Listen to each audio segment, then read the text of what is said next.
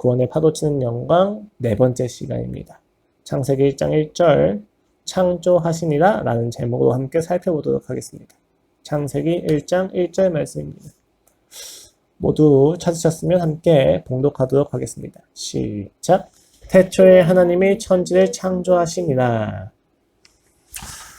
구원에 대한 설교에 앞서서 3번에 걸쳐서 서론적인 설교를 했었어요. 왜냐하면 앞으로 우리가 듣는 모든 구원의 말씀이 다른 사변을 향하지 않고 찬양을 하게 하기 위함입니다. 가장 먼저 구원은 예수 그리스도의 관계성이 있고 우리가 즐겁게 누려야만 하는 영광이며 우리가 살아가는 일상 곳곳에 그 영광을 향한 초대가 있다라는 것이 그 서론 3번에 걸친 설교에 대한 이야기였습니다. 개신교의 구원은 사실 개인적인 부분에서 칭의, 성화, 영화라고 하는 것을 각각 분기점으로 삼아서 도식을 그리곤 하는데 이것은 어디까지나 개인의 구원에 국한해서 이야기를 하는 것이고 하나님의 구원을 우리가 보다 거시적인 측면에서 살펴볼 때는 창조, 타락, 구속이라고 이야기를 합니다. 이 구속 가운데서 개인적인 차원에서 우리가 칭의, 성화, 영화를 살펴보는 것이죠. 이런 구별이 별거 아닌 것 같이 여겨질 수도 있겠지만 매우 중요합니다. 왜냐하면 우리가 오늘부터 이야기할 이 구원에 대한 이야기는 개인을 넘어서서 온 피조 세계를 범주하고 있는 우주적인 이야기이기 때문이에요. 그리고 이것을 아는 만큼 우리가 그 구원을 누릴 수 있다는 것입니다. 단순히 개인적인 차원에서 구원을 누린다면 개인의 영적인 부분, 개인의 윤리적인 부분, 도덕적인 부분, 인격적인 측면에서 그냥 단순한 도움이 될 수 있겠지만 우리가 우주적 차원에서의 구원을 이해하게 된다면 우리가 구원을 누리는 그 범위는 온 우주적인 차원까지 넓어질 겁니다. 그렇기 때문에 우리는 구원을 보다 넓은 관점에서 볼 필요가 있습니다. 그리고 이 구원을 이제 살펴볼 관계에서 제일 첫 번째 순서로 우리는 구원의 기준이자 구원을 회복하시는 방향인 창조에 대해서 3차례에 걸쳐서 살펴보고자 합니다. 창세기 1장 1절 자체에 대해서 알지 못하는 분은 아무도 안 계실 겁니다. 심지어 비신자라고 하는 경우에도 불구하고 창세기 1장 1절은 반드시 들어봤을 법한 문장이기도 합니다. 구절이기도 합니다. 태초에 하나님이 천지를 창조하시니라. 묻고 싶습니다. 왜 성경은 창조를 선언하는 것으로 시작을 할까요? 굉장히 많은 서론구가 있는데 왜 성경은 제일 먼저 창조에 대해서 설명하는 것도 아니고 설득하는 것도 아니고 선포하고 선언하는 것으로 시작을 하는가? 이 질문에서 우리가 좀 시작을 해볼 필요가 있습니다. 이 질문을 풀어가며 하나님의 창조 사역이 신자가 누리는 구원에 무슨 의미가 있는지에 대해서 우리가 함께 볼 수 있을 것입니다. 가장 먼저 표면적인 이유는 성경은 역사 서술이 아니라 신자로 하여금 찬양을 하게 하게끔 하는 것이 목적이기 때문입니다. 많은 종교사역자들이 사실 창세기를 공격해요. 왜냐하면 바벨론 신화의 에누마 엘리시라든지 이집트 신화 같은 경우가 그 양식이 비슷해요. 노예 홍수라든지 타락이라든지 이런 것들에 대한 이야기가 비슷하니까 창세기에 기록되어 있는 그 설화 자체는 사실 그 이전부터 쓰여졌던 다른 신화를 베낀 것이다 라는 입장들이 있습니다. 그러나 어디까지나 양식이 비슷할 뿐이에요. 실제로 그 사건이 있다고 이야기했을 때 꼭 이스라엘 민족이 제일 먼저 써야 될 의무나 필요성은 없는 거죠. 다른 민족에서 얼마든지 그 글을 혹은 그 구전을 남겨놓을 수 있다는 이야기입니다. 중요한 것은 그 양식이 비슷한데도 불구하고 창세기 1장 1절의 선포를 통해서 우리는 다른 종교들과는 기독교가 이야기하는 창세기가 그리고 하나님이 조금 다르다라는 것을 확인할 수가 있습니다. 가장 근본적으로는 고대 근동에 특히 바벨론 신화의 에누마 엘리시라든지 다른 신화들은 대부분 창조 설화를 전할 때 그 신이 어디로부터 말미암았는지에 대해서 신의 출처를 먼저 이야기합니다. 그 신이 어떻게 태어났는지에 대해서 이야기하는데 창세기 1장 1절은 너무 명확하죠. 하나님이 천지를 창조하십니다. 설명하지 않습니다. 그냥 하나님이 계셨고 그 하나님이 창조를 시작하신 겁니다. 바벨론의 대표적인 창조 설화 중에 에누마 엘리시는 이렇게 시작합니다. 높은 곳에서 하늘이 정해지지 않을 때, 대지에도 아직 이름이 없었을 때 모두를 창조한 태고의 아버지인 아푸스와 어머니 혼돈의 타이마트가 있었는데 그들의 물을 섞어내고 있었다. 라는 것으로 시작해서 질서의 신과 혼돈의 신이 싸우고 마루두기라고 하는 신이 탄생하기까지 굉장히 많은 이야기를 합니다. 또 가나안의 창조 설화 대표적인 바알과 아낫의 이야기는 역시도 혼돈의 세력을 의미하는 바다하고 죽음의 다툼에서 이겨서 신들의 왕이 된 것이 그 출처에 대한 설명으로 제시가 됩니다. 하지만 성경은 어디까지나 하나님이 천지를 창조하셨다고 선포하는 것으로 시작합니다. 하나님이 어디서 오셨는지, 어떻게 존재하셨는지, 그 존재를 우리가 어떻게 이해해야 되는지 이야기하지 않고 먼저 선언합니다. 이러한 선포는 1차적으로 성경의 목적이 믿지 않는 자들에 대한 변증이 아니라 설득이 아니라 하나님을 이미 믿고 따르고 있는 그 자녀들을 향해서 하나님을 향한 합당한 경배와 찬양을 드리게 하게 하는 것이 목적이기 때문입니다. 사실 인간이 무한자의 존재를 이해하는 것은 불가능합니다. 그렇기 때문에 우리는 그 무한자의 존재 자체가 선포되기보다는 그 무한자가 행하는 행위를 통해서 그 무한자를 이해할 수 있습니다. 그런 점에서 오늘 본문은 우리가 하나님을 찬양할 수 있는 세 가지의 정보를 제시해 줍니다. 이는 곧 창조의 선언을 통해서 하나님께서 찬양을 받으실 내용이기도 합니다. 표면적인 이유는 찬양을 받게 하시기 위함인데 왜 이 창조의 선언이 그를 찬양하게끔 하는가? 라고 이야기했을 때 세 가지가 있다고 이야기하는 것입니다. 오늘 본문을 보시면 창조하시니라 라고 하는 동사로 시작이 됩니다. 이 창조하시니라고 하는 이 동사로 시작하는 것에 있어서 세 가지의 정보가 있어요. 첫 번째는 누가 창조를 시작하십니까? 엘로힘이라고 이야기하는 하나님입니다. 엘로힘이라고 하는 단어를 우리 가지고 이야기할 때 복수형이죠. 원래 엘이라고 하는 것이 단수고 엘로힘은 복수형인데 실제로 이 동사는 단수형으로 쓰였어요. 무슨 이야기냐면 단순히 삼위일체의 하나님을 나타낸다가 아니라 고대 근동에서 위험적 복수라고 하는 표현을 사용하고 있다는 거죠. 문학적 표현을. 이 위험적 복수라고 하는 표현을 사용하는 것을 통해서 의도하는 효과는 무엇이냐? 표현하는 명사의 존재를 철저하게 다른 존재로부터 구별할 때 사용하는 것입니다.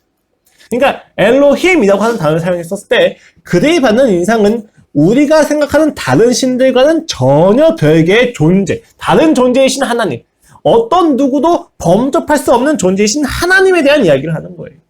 이것은 성경 내에서 여호와, 야훼라고 하는 단어하고는 구별되는 단어입니다. 당시에 대부분 종교들은 신을 각자 맡은 영역이 있는 것으로 구성을 해요. 농사의 신, 비를 내어주는 신, 강의 신, 이렇게 각자 자연에게 종속되어 있는 것입니다. 그래서 이 신들은 서로 통합되어 있거나 종속되거나 이분법으로 나눠져서 균형을 이루거나 굉장히 다양한 상황으로 작용을 하죠. 그런데 이 창세기에서 선포되어지고 있는 엘로힘 하나님은 유일하십니다. 다른 신이 종속되지도 않고 통합되지도 않고 균형을 이루고 있지도 않아요. 오직 하나님 한 분만 계십니다. 다른 신들은 자연 현상 속에 종속돼서 현상을 유지하는 것과 관련이 돼요. 그런데 엘로힘이신 하나님은 자연을 넘어서서 자연을 다스리시고 그 자연을 자신의 목적에 따라서 이끌어 가시는 하나님이십니다. 그는 자연 너머의 절대적인 존재이십니다. 이 사실 자체가 이스라엘 백성으로 하여금 하나님을 찬양하게끔 했다는 것입니다. 두 번째는 그는 시간의 주관자이십니다. 오늘 본문을 보시면 가장 앞에 부사가 무엇이 나와 있습니까? 태초해라고 하는 레시트가 있어요. 시작이 있다는 것은 끝이 있다는 것을 의미합니다. 태초해라고 시작했던 것은 반드시 종말을 전제하고 있다는 것입니다. 목적이 있는 창조라는 것이 명확한 것이죠. 당시 고대 종교들은 굉장히 많은 경우 신년 축제의 제의를 통해서 반복되어진 역사관을 가지고 있어요. 이들 순환적 세계관이라고 이야기하는데 이들은 처음도 없고 끝도 없습니다. 단순히 반복되는 거예요. 매년 축제를 드리면서 그들이 하는 것은 이 시간, 우리가 지금까지 누려왔던 농사가 잘 되는 것, 풍년을 유지하기 위한 축제였단 말이에요. 그러니까 다른 고대 모든 근동 종교들은 그냥 순환적인 세계관이에요. 시작이 있고 끝이 있고 이런 게 아닙니다. 그런데 성경은 시작이 있고 끝이 있습니다. 하나님이 역사적인 분이라는 것에 대해서 이야기하죠. 그런 시간을 넘어선 분이십니다. 시간을 초월해 계십니다. 시간 안에 종속되지 않으시는데도 불구하고 그는 역사적이십니다. 무엇이냐면 역사 가운데 개입하시고 그 역사를 끝내시는 분이라는 것을 정확하게 이야기한다는 거죠. 그래서 기독교의 시간관은 직선적이라고도 표현합니다. 우리는 이 시간 안에서 하나님의 의지와 의도가 무엇인지 조금 더 명확하게 보기까지 합니다. 그리고 이것은 결국 그가 인격을 가지고 우리의 삶에서 우리와 교제하시면서 우리에게 개입하신다는 것을 의미합니다. 이 사실이 이스라엘 백성과 하여금 찬양을 하게 만들었다는 것입니다. 세 번째는 그가 천지를 창조하셨다는 것입니다. 히브리어 원문을 보면 사실 오늘 본문 자체는 바라라고 하는 동사로 시작을 합니다. 창조하셨다는 거죠. 그분의 동작에 대한 강조가 있는데 이 동사 자체는 오직 하나님의 사역과만 연관이 되어서 사용이 되어지고 있습니다. 적어도 구약에선 말이죠. 그렇다면 그 하나님께서 창조하신 내용이 무엇이냐? 하늘과 땅이라고 하는 관용적인 표현입니다. 가장 높은 하늘에서 가장 낮은 땅까지 있는 모든 것들을 포함하는데 단순히 물체만 이야기하는 것이 아니라 모든 현상까지 포함하고 있는 것이 하늘과 땅이라고 하는 표현입니다. 심지어 그 앞에 정관사가 붙어서 이러한 사실을 지지해주고 있는 것도 확인할 수 있습니다. 다른 근동의 종교들은 선과 악이 나누어져 있습니다. 좋은 물질이 있고 나쁜 물질이 있죠. 그런데 기독교에서 이야기하는 하나님은 선과 악을 나누지 않으십니다. 그가 창조한 모든 것은 선합니다. 그가 창조하신 물질 중에서 악한 것은 단 한 가지도 존재하지 않습니다. 놀라운 이야기죠. 모든 것이 그에게 의존되어 있고 그가 창조하셨기 때문에 모든 것이 선하다는 것입니다. 어둠도 빛도 밤도 낮도 모두 선하다는 것입니다. 이것은 이스라엘 백성과 하여금 하나님만을 기준 삼게 한다는 점에서 그를 찬양하게끔 만들었습니다. 그렇습니다. 하나님은 오늘 창조하셨다, 창조하시니라 라고 하는 동사의 주체로 등장하고 있는 이 하나님은 유일신이시고 시간을 시작하고 마치시는 분이십니다. 그리고 모든 피조물과 현상의 창조주이십니다. 이것을 알 때 우리는 비로소 그를 찬양하고 즐거워하고 감탄하게 됩니다. 무엇이 우리로 하여금 그 하나님을 향해서 감탄하게 만듭니까? 라고 하는 질문에 있어서 우리가 욥의 고백을 조금 눈여겨볼 필요가 있을 것 같습니다. 여러분, 욥기는 이해할 수 없는 고통의 문제 앞에서 인간의 실존을 가지고 이야기를 제시하기 시작합니다. 특별히 욥이 고통을 당하고 있는 중에 욥의 친구들과의 논쟁을 통해서 욥이 가지고 있는 하나님에 대한 인식을 이야기해주고 있는데 그 인식의 주제는 모두 율법주의입니다. 간단하게 이야기해서 피상적인 부분만 본다면 욥의 고통에 대해서 친구들이 이야기하는 바는 야, 네가 잘못한 것이 있으니까 벌 받는 거야 라는 입장이고 욥은 그거에 대해서 반론해서 하나님이 선하시다가 아니라 내가 잘못한 것이 없는데 하나님이 지금 나를 힘들게 하고 계셔. 그런데 나는 잘못한 게 없어 라고 하는 변론이 욥기 전체의 내용입니다. 일견 욥의 반응이 하나님을 직접 저주하진 않기 때문에 신실해 보이기도 합니다. 그러나 욥기 전체를 통해서 나타나는 욥과 욥의 친구들의 모든 모습은 다 율법주의입니다.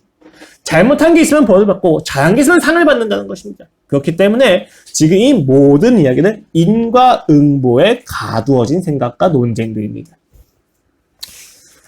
그 지리한 논쟁이 쭉쭉쭉 진행이 되고 결국 38장에 이르러서 하나님은 욥에게 나타나서 폭풍 가운데 나타나셔서 창조세계를 쭉 보여주십니다. 누가 땅에 기초를 주었느냐? 누가 바다와 별을 만들었고 누가 피조물을 위해서 먹이를 마련하고 먹이고 있느냐? 라는 것을 계속 질문을 던지십니다. 이에 대해서 욥이 첫 번째 대답을 하는 것이 40장 4절 말씀입니다. 보소서, 나는 비천하오니 무엇이나 주께 대답하리이까? 손으로 내 입을 가릴 뿐이 이로소이다. 내가 한 번 말하였사온데 즉 다시는 더 대답하지 않겠사옵니다. 여러분, 욥의 반응이 어떻습니까? 첫 번째 대답이 하나님께서 창조세계를 막 보여주시고 내가 전능자라는 것을 보이시고 내가 창조주라는 걸 보이셨을 때 그 고통 가운데 있는 욥의 반응은 내가 더 이상 당신과 대답하지 않고 교제하지 않겠습니다. 그래요, 당신 잘났습니다. 그래요, 나는 못났습니다. 내가 무엇을 이야기하겠습니까? 라고 뻗대고 있는 모습이 나타나고 있습니다. 그런데 이 태도에 있어서 하나님이 좌절하지 않으시고 다시 한번 그에게 창조세계를 보여주십니다. 이 42장까지, 41장까지 이어지는 하나님이 욥을 향한 질문은 59회에 걸쳐서 반복되어서 그에게 질문되어집니다.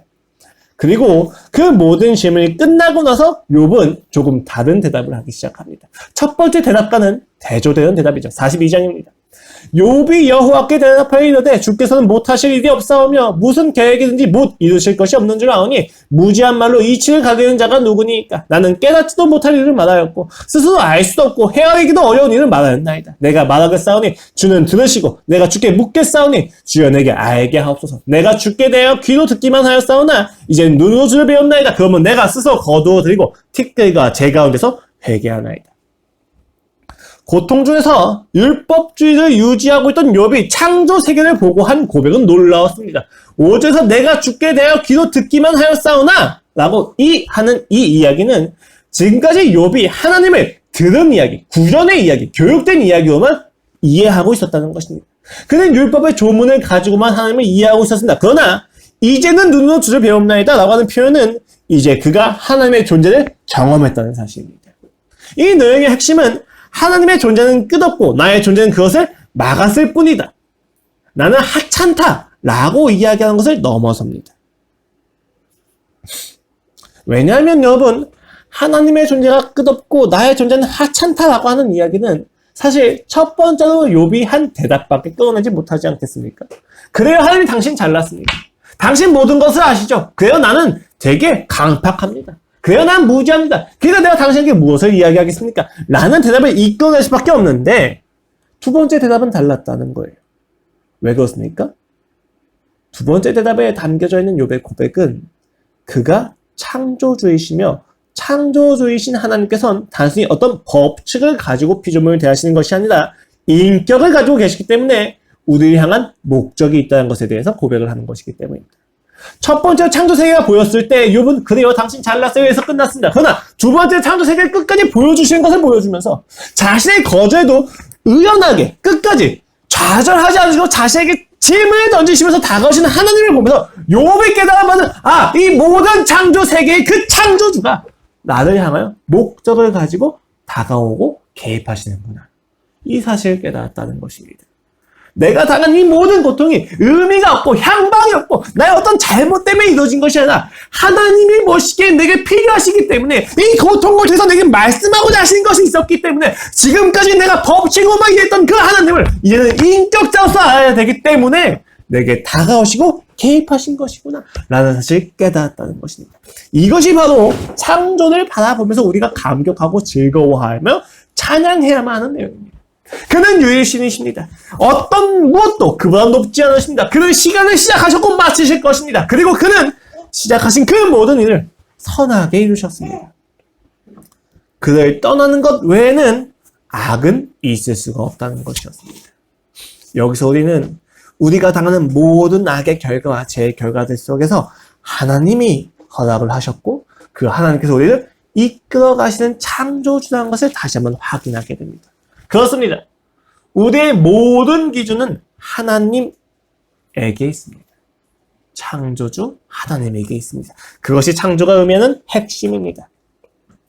왜 성경이 창조를 선언한 것으로 시작하는가?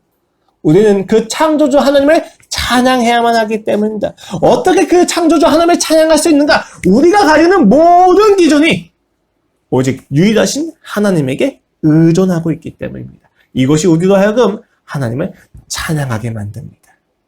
그럼 보다 구체적으로 그가 우리의 인생의 기준이 되신다는 것이 어떤 유익으로 나타나게 됩니까?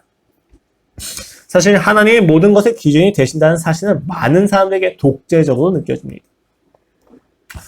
그리고 심지어 오늘날 이르러서는 이러한 주장들은 한 종교의 일반적이고 주관적인 내용으로 치부될 가능성이 굉장히 높습니다. 그래, 넌 그렇게 믿어.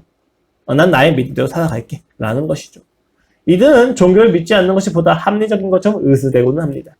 합리성을 가진 자라면 종교에 대한 믿음을 가진 것이 이상한 거야 라는 생각인 것이죠. 하지만 우리는 정확히 알고 있습니다. 그들이 이야기하는 그 합리성 역시 또 다른 전제로서 믿음을 전제로 하고 있다는 것을 말입니다. 이들 역시 과학적 사고방식이 기준이라고는 믿음을 가지고 있습니다. 결국 이 세상을 크게 보면 삼위일체 하나님이 있다는 것과 삼위일체 하나님은 존재하지 않는다고 하는 두 가지 큰 전제의 싸움입니다. 논리라는 것은 이 전제 중에 어떤 것을 선택해서 세우느냐에 따라서 달라지는 것일 뿐입니다. 자, 그렇다면 우리는 믿음에 따라 살아가는 것이 기 때문에 서로 관여할 필요가 없다고 생각할 수도 있겠지만 그 믿음과 삶이 얼마큼 일치하는지 우리는 일관성을 확인할 수 있기 때문에 우리는 좀 더 깊이 살펴볼 필요가 있는 거죠. 물론 이것을 가지고 우리가 굉장히 많은 변증을 할 수 있겠지만 오늘 본문을 가지고 제가 말씀드리고자 하는 것은 창조의 기원을 하나님께 두었을 때 가지는 우리의 유익입니다. 삼위일체 하나님께서 창조주이시다라는 것을 기준으로 두고 살아가는 그리스도인들은 세상을 다르게 보게 됩니다. 우리는 우리가 접하는 이 모든 일상 속에서 하나님을 발견하게 될 것이며 그 하나님을 전제로 하고 있는 사고방식만큼 우리에게 큰 유익이 있을 수 없다는 것에 대해서 이야기하고 싶습니다. 크게 두 가지 측면에서 그런데 첫 번째는 타락에 대한 이야기고 두 번째는 구속에 대한 이야기입니다. 하나님께서 세상을 창조하셨기 때문에 우리는 무엇이 죄이며 무엇이 악인지에 대해서 분명히 알 수 있게 됩니다. 사실 세상은 무엇이 악이고 무엇이 죄인지에 대해서 굉장히 혼란스러워합니다. 예를 들어 보겠습니다. 여러분 플라톤을 아십니까? 플라톤 같은 경우는 그의 철학에 따르면 물질은 열등하고 정신은 우월하다라고 하는 사상을 가지고 있습니다. 이후에 이 사상을 받아들인 플로티누스라고 하는 사람은 물질은 악하고 정신은 선하다라고 하는 입장까지 주장하게 됩니다. 이러한 철학은 후에 기독교 안에 침투해서 금욕주의를 만들어내는 원인이 되기도 합니다. 이때 이들의 성과 악의 기준은 정신에 있습니다. 그 물질은 악하다는 것이죠. 또 마르크스주의를 봅시다. 이들은 모든 실제의 기원에 물질을 둡니다. 하나님이 천지를 창조하셨다가 아니라 물질 자체가 창조의 힘이 있기 때문에 물질이 물질을 창조하는 근원이 되었다고 생각을 해요. 이것을 우리가 유물론이라고 이야기합니다. 이때 그들이 보는 악이라고 하는 것은 그 물질, 자율적인 물질을 사유하는 사유재산 제도 자체가 악입니다. 물질 자체가 신과 같은데 그것을 소유로 한 것이 문제가 됐기 때문이에요. 이러한 마르크스주의는 이후에 오늘날 이르러서 신마르크스주의로 발전이 되고 그 내용이 달라질 뿐 구조는 같았습니다.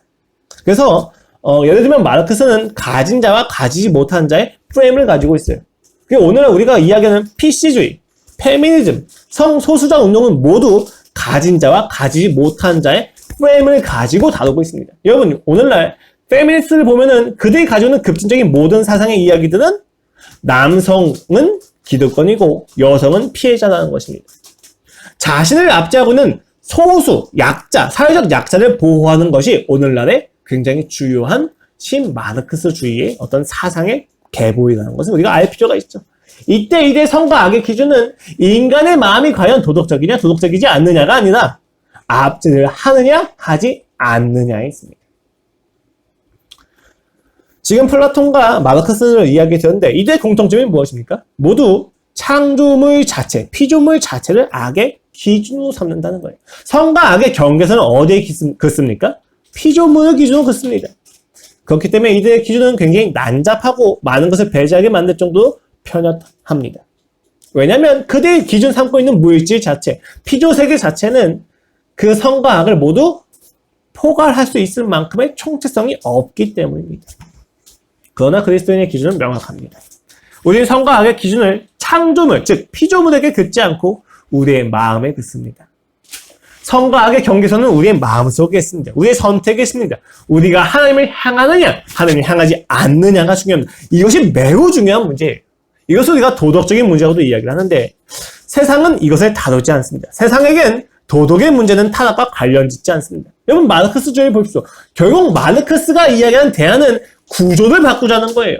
인간의 마음을 바꾸자는 것이 아닙니다. 그런데 우리는 종종 이 마르크스주의를 넘어서서 민주주의 자체가 선하다고 착각을 해요. 왜 그렇습니까? 시대의 결과예요. 인간이 자신의 마음에서 하나님이 있느냐 없느냐, 내가 선을 향하느냐 선을 향하지 않느냐를 따지지 않고 구조 자체가 우리를 선하게 만드냐 선하게 만들지 않느냐에 대해서 문제 삼고 있다는 것입니다. 심지어 불교는 그러한 모든 것에 있어서 자유에 있어서 세상을 벗어나야만 된다고 이야기하는 도피적인 발언까지 하는 것이 불교입니다. 그러나 여러분, 물질 자체는, 피조물 자체는 선합니다. 타락한 이유라 할지라도 그 물질 자체는 중립적이라고 표현해야만 합니다. 술, 담배, 사실 모두 중간재입니다. 중립재입니다. 여러분. 마약마저도 사실 그 자체가 선과 악을 판단할 수 있는 기준이 되지 않습니다. 다만 이것을 소비하는 동기가 중요하고 그 동기에 있어서 이웃을 향한 사랑의 표현 역시 중요하다고 우리가 기억할 필요가 있습니다. 여러분 그리스도인입니다. 담배를 펴요. 그가 죄인입니까? 그리스도인입니다. 술을 마셔요. 그가 죄인입니까? 그럴 수도 있고 아닐 수도 있다는 사실 우리가 알아야만 해요. 담배 자체가 그를 죄인으로 만들지 않는다는 것입니다. 제일 첫 번째 살펴볼 것은 그가 예수님을 믿는가 믿지 않는가일 것입니다. 그가 믿지 않는다면 죄인이겠죠. 두 번째로 우리가 볼 것은 그가 속한 문화 속에서 담배를 피는 것이 타인의 건강을 침해한다는 점에서 종교 내에서 금지되고 있는가라는 것이 굉장히 중요할 것입니다. 왜요? 그것이 금지되고 있는데도 불구하고 그것에서 자유하다고 하는 우월감을 가지고 그냥 끊임없이 담배를 피고 있다면 그는 이웃을 사랑하지 않고 자신이 옳은 것을 알고 있다는 것을 자랑하는 또 다른 자기의의 형태에서 죄의 결과를 누리고 있기 때문입니다. 그렇다면 그는 죄인일 것입니다. 여러분, 우리가 죄를 판단하는 기준은 굉장히 본질적입니다. 술을 마시고 담배를 피고 수업이 끝날 때 손을 들고 질문하는 것이 죄입니까? 그것 자체는 죄가 아닙니다. 치약 뚜껑을 닫지 않는 것이 죄가 아니고 치약을 끝까지 밀어 쓰지 않는 것 자체는 죄가 아닙니다. 다만 그 모든 행위에 있어서 상대를 사랑하지 않고 배려하지 않는 자기의 혹은 자기 중심적인 사랑은 죄가 분명합니다. 여러분이 예수님을 믿지 않고 모든 삶에서 하나님을 찾지 않기 때문에 그 사랑의 영향을 받지 못해서 사랑을 하지 못하는 것은 죄가 분명합니다.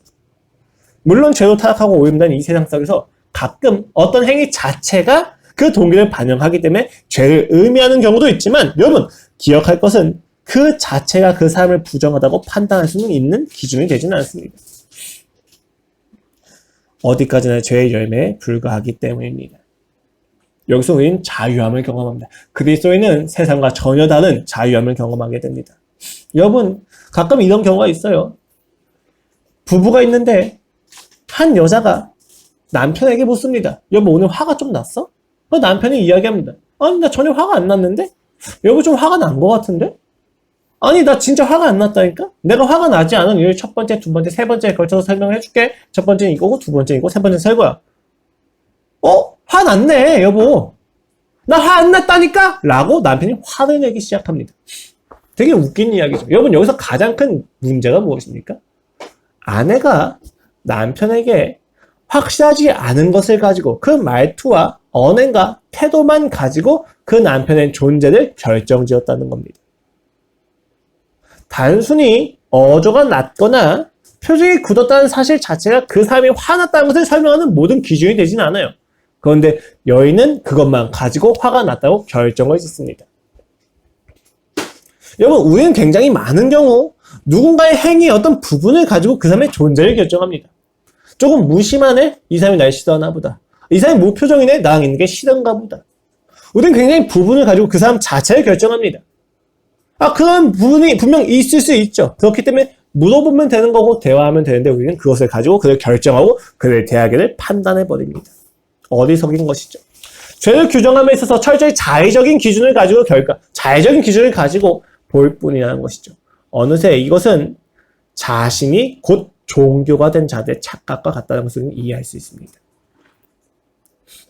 누군가를 판단하고 누군가의 마음을 알아가는 것에 있어서는 대화가 필요하고 과정이 필요한데 그가 내보이는 행위와 그가 내보이는 어떤 표현만 가지고 그를 판단하는 것이죠. 우린 이러한 부분에서 자유하게 된다. 왜 그렇습니까? 우리가 이야기하는 죄의 기준은 어떤 결과물에 있는 것이 아니라 그의 마음의 성향에 있기 때문입니다. 두 번째로 여러분 창조의 교리가 있기 때문에 우리가 받은 구속의 방향성이 명확해집니다. 우리가 받은 구원은 굉장히 많이 착각되는 것이 개인의 도덕과 영혼을 구하는 것에 제한시키는 경우가 많다는 것입니다. 그러나 여러분 기독교에서 이야기하는 구원은 단순히 개인의 도덕과 영혼을 구원하는 것을 넘어섭니다.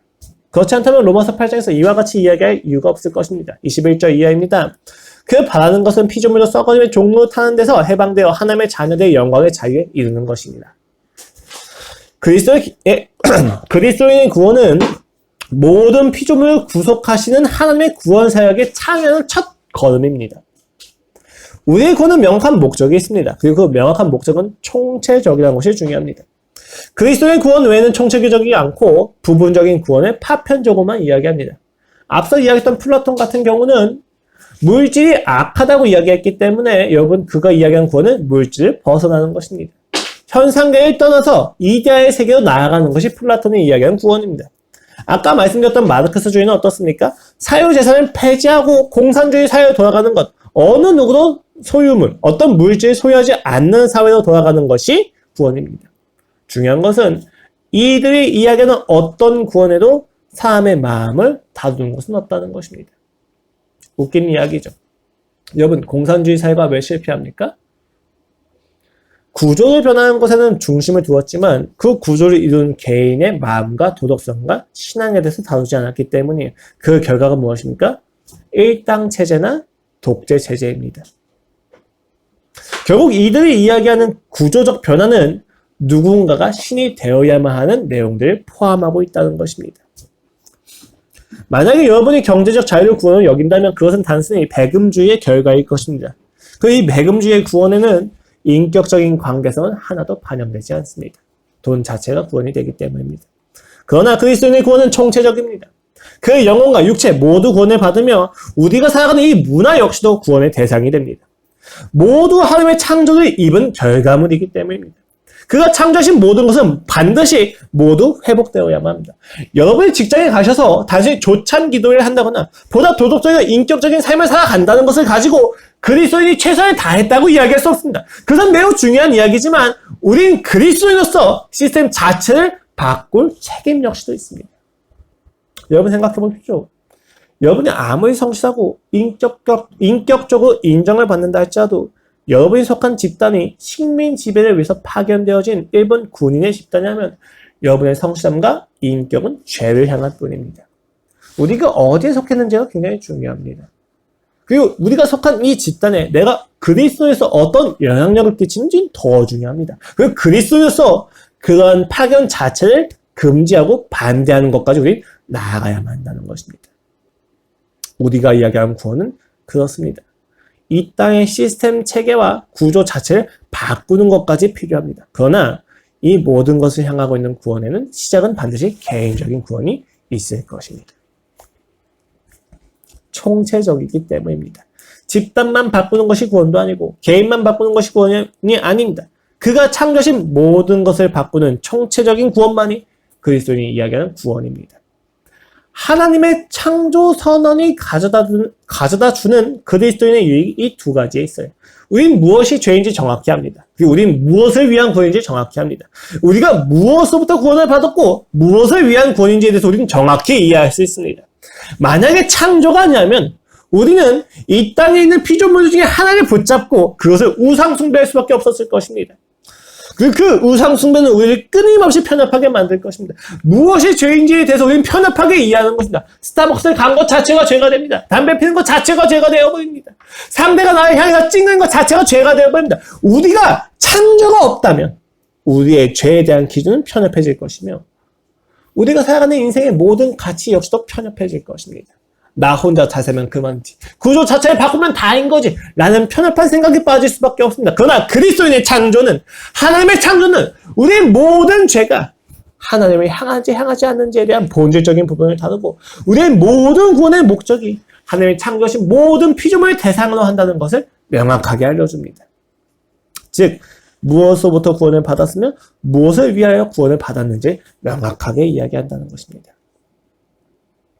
우리는 하나님이 없이 스스로 살 수 있다고 생각하는 파멸로부터 구원을 받아서 하나님과의 관계 속에서만 사랑과 행복을 누리기 위하여 그리고 그 가치를 알리기 위하여 구원을 받았다는 것을 우리 기억해야 합니다. 그리고 그것은 오로지 창조의 교리가 있어야만 이야기할 수 있는 내용입니다.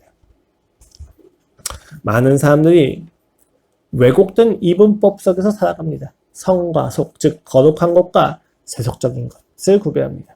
사실과 가치, 과학적으로 증명이 가능한 객관적인 것과 합리적인 것과 우리가 주관적으로만 믿을 수 있는 가치에 대해서 구별을 하고 살아갑니다. 물론 구별될 수 있죠. 그러나 문제는 오늘날 시대가 이 두 가지를 계속 분리시킨다는 것이 있습니다. 왜 그렇습니까? 왜 우리는 사실과 가치, 성과 속, 공적인 영역과 사적인 영역을 분리시켜버립니까? 그것이 쉽고 편리하기 때문입니다. 하나님과의 관계를 거룩으로 생각하고 가치의 사실을 기초로 세우며 신앙을 합리성과 결부시킨다면 인간은 끊임없이 하나님과의 관계를 생각하고 고민하면서 살아가야만 할 겁니다. 예컨대 가출한 자녀가 살아내기 위해서 저질러야만 하는 모든 비행의 순간마다 아버지와의 관계를 생각한다면 불편해질 것입니다. 살아내려면, 그가 편하게 살려면, 편하게 범죄를 행하려면 아버지에 대한 자신의 마음을 필요한 것으로 여기지 않고 비합리적이라고 규명하고 살아내야만 할 것이란 말입니다. 복잡해지는 거예요. 창조를 기초로 우리가 인생을 살아갈 때 모든 것을 통합적으로 생각할 때 그 죄를 이야기하고 그 구원의 방향을 이해하는 것은 우리를 굉장히 혼란스럽게 합니다. 그렇기 때문에 우리는 나누어 버립니다. 거룩한 사물이 있고 거룩하지 않은 부정한 사물이 있는 것입니다. 담배를 피지 않으면 선한 거야 라고 프레임을 씌워버립니다. 왜요? 그게 쉽기 때문입니다. 고민하고 분별하고 마주하는 것을 힘들어하기 때문에 우리는 보다 쉽고 편리하게 살아가려고 끊임없이 분리시킵니다. 이것을 낸시 피어시라고 하는 유명한 학자는 정신분열증과 같다라고 이야기하기도 합니다. 문제는 오늘날 신앙인들이 그러한 분리에 굉장히 익숙해져 있기 때문입니다. 자신의 신앙을 총체적으로 생각하지 않습니다. 신앙생활을 개인적인 영역에서 그칠 수 있다고 보고 자신의 신앙을 과학적으로 객관적인 사실의 기초 위에서 보지 않고 도덕적인 가치와 결부시키지 않습니다. 종교와 도덕을 나누어 버립니다. 그리고 주관적으로 생각할 뿐입니다. 예배를 드리고 나서 일상생활 속에 나아가서 세상에서 일을 할 때 여전히 부도덕적인 것에 대해서 어쩔 수 없다고 이야기합니다. 왜요? 세상에서 살아갈 땐 세상의 법이 필요하고 예배 드릴 땐 예배의 법이 필요하다는 것입니다. 그래서 교회가 기껏해야 이야기하는 정치 참여가 동성애하고 낙태죄에 그치게 되는 겁니다. 왜요? 낙태하고 동성애는 도덕적으로 명확하게 잘못되고 옳은 것이 명확하게 구별되는 것처럼 보이기 때문이에요. 그러나 그리스도의 정치 참여는 동성애와 낙태에서 그칠 수 없어요. 복지제도, 가출 청소년의 문제, 그리고 이성 간의 불륜과 이혼, 결혼의 문제, 이 모든 문제, 이웃을 구제하는 문제까지 우리는 정치적으로 참여해야만 합니다. 그러나 오늘날 가치와 사실을 분리시키고 종교적인 믿음을 하나의 주관성인 것에 제한시켜버린 기독교의 최선은 낙태하고 동성애에 대해서 반대하는 것뿐입니다. 그러나 여러분, 신앙의 기초가 되는 창조의 이야기는 여러분이 접하는 모든 상황과 상태 그리고 조건들을 신앙의 재료로 만들어버립니다. 어느 곳에서도 신앙을 생각하지 않으면 살 수 없도록 만들어버립니다. 모든 순간과 장소에 함께하는 임마누엘 하나님을 이야기하게 만듭니다. 물론 여러분, 전능하신 이 함께하심이 느껴지지 않을 수도 있습니다. 그렇기 때문에 그 전능하신 하나님의 함께하심을 인정하고 싶지 않을 수도 있습니다. 마치 부부가 서로 다툴 때와 같습니다. 여러분, 항상 부부가 다투면 그 골자와 핵심에는 나는 너를 사랑했는데 너는 나를 그만큼 사랑하지 않아 라고 하는 자기애가 있습니다. 나는 헌신했는데 내가 헌신한 만큼 너는 내게 헌신하지 않아 라는 것이죠. 그러니까 이제 네가 좀 더 변해서 네가 나한테 좀 더 헌신했으면 좋겠어 라고 하는 다툼이 항상 있습니다. 되게 재밌어요. 부부간의 다툼의 이야기를 듣다 보면 여러분, 사랑하는 사람도 있고 헌신한 사람도 있는데 사랑을 받은 사람도 없고 헌신을 받은 사람도 없습니다. 왜 그렇습니까? 자기의가 높기 때문입니다. 전능하신 하나님이 함께 하심을 경험하지 못하는 이유는 우리의 기준이 너무 강하기 때문입니다. 그렇기 때문에 우리는 십자가 앞에 서야만 합니다. 내가 내세우고 있는 자기의가 얼마나 조악하고 그것이 나를 얼만큼 죄인으로 만들어간지 우리는 명확히 봐야만 합니다. 그리고 이 죄에도 불구하고 나를 사랑하신 예수 그리스도의 놀라운 가치를 확인할 때 우리는 비로소 나의 기준을 내려놓고 하나님의 가치와 하나님의 기준을 받아들이게 된다는 것입니다. 어느 범위에서 우리는 이것을 확인할 수 있습니까? 하나님이 창조하신 모든 영역에서 이것을 확인할 수 있게 됩니다. 이것이 창조의 선언이 가장 앞에서 이야기되는 이유입니다. 여러분의 시야와 여러분의 관점과 여러분의 질서가 달라져야만 한다는 것입니다. 이것은 세상과 다르다는 것입니다. 상황에 억눌려서 상황에 끌려다니면서 살아가는 것이 아니라 이 상황을 해석하는 여유가 생기게 되는 기준입니다. 그러한 삶을 살아가신 분이 이미 있으십니다. 하나님의 창조를 믿고 누리면서 그것을 기준으로 삼아서 살아가신 분이 계십니다. 누구냐면 예수 그리스도이십니다. 여러분, 요한복음 11장을 보면 마르다와 마리아의 오라버니 나사로가 죽습니다. 이때 두 자매가 매우 슬퍼하고 동네 자체로 모두 슬퍼합니다. 그러나 예수 그리스도의 반응은 다르다는 것을 우리가 알 수 있습니다. 3절 이하입니다. 이에 그 누이들이 예수께 사람을 보내어 이르되 주여 보시옵소서 사랑하시는 자가 병들었나이다 하니 예수께서 들으시고 이르시되 이 병은 죽을 병이 아니다 하나님의 영광을 위하며 하나님의 아들이 이로 말미암아 영광을 받게 하려 함이라 하시더라. 그리스도인은 살아가는 인생에서 항상 죽음을 마주할 수밖에 없는 불가피함을 우리는 보게 됩니다. 우리는 죽음 앞에 살아갑니다. 우리는 세상의 기준에 따라서 이 죽음 앞에서 정죄를 당하고 비참해지고 상실을 경험합니다. 그러나 우리는 세상에게 해석당하지 않는다는 것을 이해하셔야만 합니다. 하나님의 창조를 믿고는 예수 그리스도가 그 죽음을 해석하시는 방식은 비참함과 정죄당함과 상실이 아니라 고통과 절망이 아니라 그 죽음마저도 영광으로 관련시킨다는 것이었습니다. 여러분이 만일 예수님을 닮기 원하신다면 그의 도덕적인 행위와 그의 목소리의 톤을 닮으려고 하면 안 됩니다. 가장 먼저 그가 믿으셨던 창조주 하나님을 믿으셔야만 합니다. 그 믿음의 내용이 무엇입니까? 이사야서 43장 1절에서는 이와 같이 표현합니다. 야곱아, 너를 창조하신 여호와께서 지금 말씀하시느니라. 이스라엘아, 너를 지으신 이가 말씀하시느니라. 너는 두려워하지 말라. 내가 너를 구속하고 내가 너를 지명하여 불러내. 넌 나의 것이다. 이것이 창조주 하나님을 믿는 그리스도인의 고백입니다.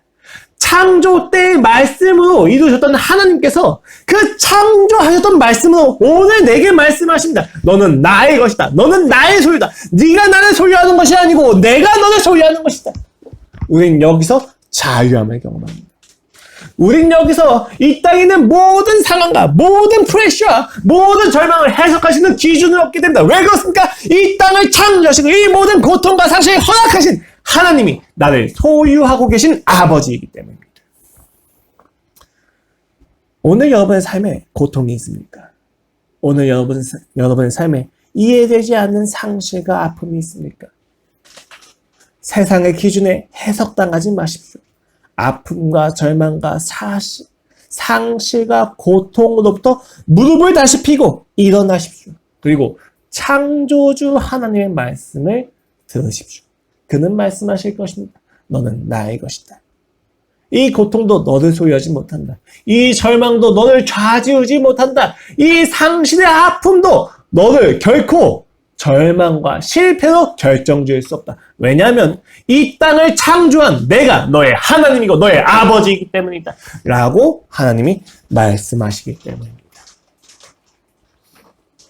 여러분, 창조주가 여러분의 유일한 기준이며 질서라는 것을 믿으시고 누리시기를 소망하겠습니다. 기도하겠습니다. 하나님 아버지, 오늘 우리가 주 앞에 나와 무릎을 꿇고 예배드립니다. 이 예배드리는 과정 속에서 바라는 것은 단 한 가지, 주님이 나의 창조주로서 여김 받는 것입니다. 오 주님, 주님이 우리의 인생의 창조주가 아니시다면 우리는 살아갈 수가 없습니다. 주님이 우리 인생의 창조를 행하신 분이 아니시다면 나의 모든 신앙은 분리되고 파편화되어서 하찮을 수밖에 없을 것입니다. 그러나 주님은 이 땅의 모든 것을 창조하셨습니다. 아버지, 이 사실 앞에서 우리는 죄의 모든 기준을 주님 앞에 두게 되고 우리가 이야기하는 구속의 범주 역시도 주님이 결정하는 것을 믿게 됩니다. 거기서 자유가 있습니다. 감사합니다, 주님. 그 창조를 보다 깊이 누리게 하여 주시옵소서. 예수 그리스도 이름으로 기도드렸습니다. 아멘.